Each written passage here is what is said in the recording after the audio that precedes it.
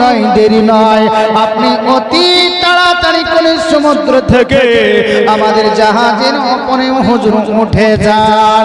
আল্লাহর ওলি বললেন, কোনদিন আল্লাহ বালাকে নিয়ে কোনদিন কটূক্তি করো না, আল্লাহর ওলির সম্পর্কে কোনো খারাপ ধারণা করো না। কেন সমুদ্রে দাঁড়িয়ে নামাজও পড়তে পারে,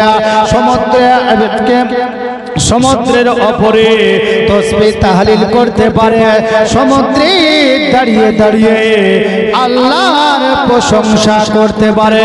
একটু জোরে জোরে বলুন সুবহানাল্লাহ। বলেন হুজুর গো, আর দেরি নয়, দেরি নয়, আপনার হাতে হাত দিয়ে আমাকে মুরিদ বানিয়ে নিন, আমার আপনার ভক্ত তৈরি করে নিন। জীবনে কোনোদিন আর এইরকম কথা বলবো না। ক্যাপ্টেন বললেন, হুজুর অনেক জীবনে খারাপ কাজ করেছি গো হুজুর, আজ থেকে আমি ভালো রাস্তা ধরে নিলাম। আল্লাহর ওলি নিগাহ যদি পড়ে যায় ভাগ্য পরিবর্তন হয়ে যায়, হয় না গো? বলে निगाह ये वली में बताशे देखी बदलती है हजार की तकदीर देखी। जुड़े बोले আল্লাহর ওলির কদম চুমা দেওয়া মানে আমার নবীর পদতলে চুমো দেওয়া। জোরে বলে আল্লাহর ওলিকে মানা মানে নবীকে মানা। আল্লাহর ওলির সঙ্গ দেওয়া মানে নবীর সঙ্গ দেওয়া। ওলির সংস্পর্শ থাকলে জাহান্নামের আগুন আপনাকে স্পর্শ করবে না। করবে বলেন সমগ্র পৃথিবীকে ওলির সঙ্গতে থেকে মাটি আপনার কদম চুমবে, কবর ডানের মাটি বামের মাটি আপনাকে চুম্বন দেওয়ার জন্য ছুটবে, ভোর গেলেমান বিবাহ করার জন্য ছুটবে। কবরের ভিতরে জান্নাতি নূর আল্লাহ পাক পাঠিয়ে দিবেন এবং নবী মুস্তাফার দিদার লাভ করিয়ে দিবে। আল্লাহ নবীর রাস্তা ওলিগণ দেখে দে। জোরে বলে परवरदिगार देखे रास्ता सरकार का। जोरे बोले परवरदिगार देखे रास्ता सरकार का।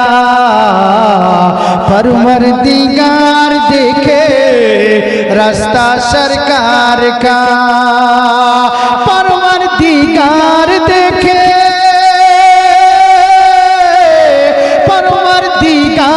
देखे रास्ता सरकार का।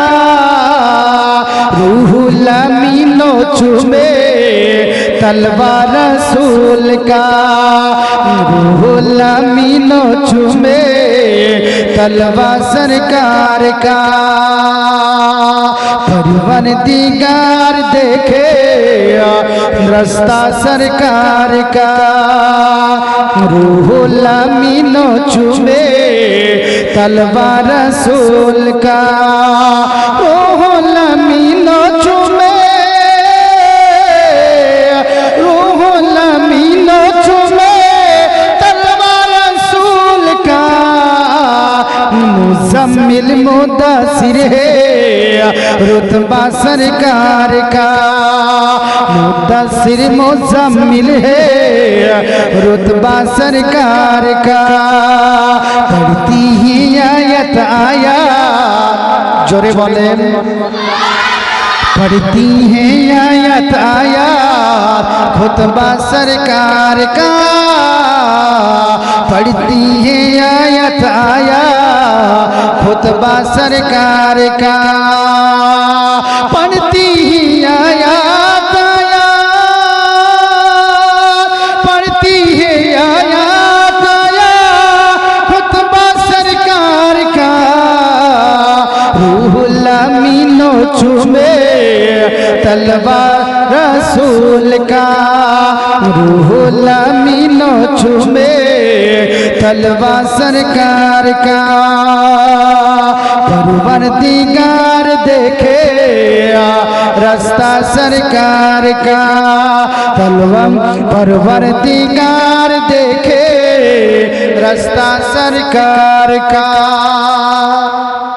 আল্লাহ পাক নবীকে রাস্তা দিয়ে দিয়েছেন, আর সেই রাস্তা আমার নবীকে দেওয়ার পরে নবীজি ওলিগণকে দিয়েছে। তারই জন্য তো বলা হয়েছে ওলিদের কোনো ভয় নাই এহ জগতে এবং পরজগতে। জোরে বলে। তো যাই হোক ব্রাদার ইসলাম, নামাজের আস্তে আস্তে একটা ছোট বাকিয়া বলে আমার বক্তব্য ইতি করব। একজন আল্লাহর ওলি ছিলেন, ওনার নাম হলে হযরতে ইদ্রিস, মানে আলী ইবনে ইদ্রিস রহমাতুল্লাহ আলাইহি। জবরদস্ত আল্লাহ পাকের ওলি ছিলেন। কেমন দেখেন, যেখানে ছিল তার কিছু দূরে এক ভক্ত রয়েছে, এক নয় অনেক ভক্ত এই গ্রামে রয়েছে, কিন্তু সেইখানে এক হাকিম খুব জালিম ছিলেন, অত্যাচারী। এত অত্যাচারী বলে শেষ করা যায় না। মানুষ তার উপরে ক্ষিপ্ত হয়ে গেছে, কিন্তু ভয়ে বলতে পারে না, নাকি বলে বলতে পারবে? আর হুকুমত আছে, মানুষকে কষ্ট দেয়, নির্যাতন করে, তবে কেউ মুখ খুলতে পারে না। এত নির্যাতিত হওয়ার পরে, কষ্ট পাওয়ার পরে একজন আল্লাহ পাকের বান্দা এই ওলির ভক্ত হুজুরের কাছে চলে গেছে।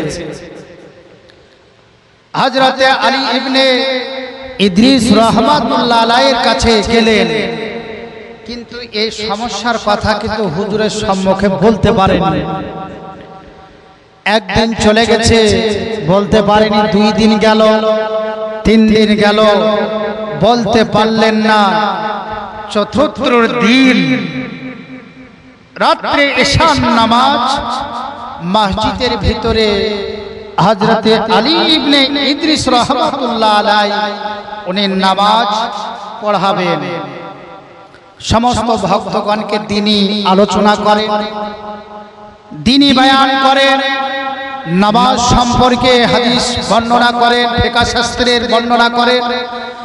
ব্রাদার ইসলাম, এইভাবে হযরতে আলী ইবনে ইদ্রিস রাহমাতুল্লাহ আলাইহি জবরদস্ত আল্লাহ পাকের ওলি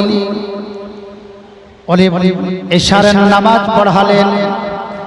এবার এশারের নামাজের পর আল্লাহ পাকের বান্দা হুজুরকে খুলে বলবেন যে জালিম হাকিম থেকে রেহাই কি করে পাওয়া যায়।